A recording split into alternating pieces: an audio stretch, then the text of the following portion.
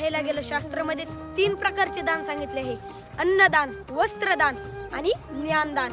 तर आपण अन्नदान केलं पाहिजे महाराज.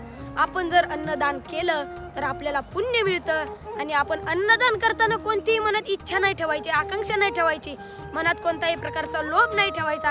आपण मन मोकळेपणाने निस्वार्थपणाने दान केलं पाहिजे. अहो, एखादा गरीब आला आणि आपण त्याला खायला दिलं पाहिजे, आपण त्याला खायला दिलं पाहिजे. अहो, ज्या वेळेस महाभारतात पाहायला गेलं तर कर्ण खूप दानशूर होता. तो दाढी करायचा ना, तो पेला त्याचा सोन्याचा होता. आणि तिथे एक माणूस येतो आणि तो म्हणतो, कर्णा मला दान दे. त्यावेळेस कर्ण कोणत्याही प्रकारचा विचार न करता तो सोन्याचा पेला त्या माणसाला देतो. नाहीतर आज कलियुगात पाहायला गेलं तर दान कोण करत नाही महाराज. आपण दान केल्यावर देवाला आपला हरिक वाटतो, तयाचा हरिक वाटे देवाला आपलं कौतुक वाटतो की अरे, हा कोणत्याही प्रकारचा विचार न करता हा दान करतोय, हा कोणतीही मनात आकांक्षा न ठेवता दान करतोय, कोणताही याच्या मनात लोभ नाही.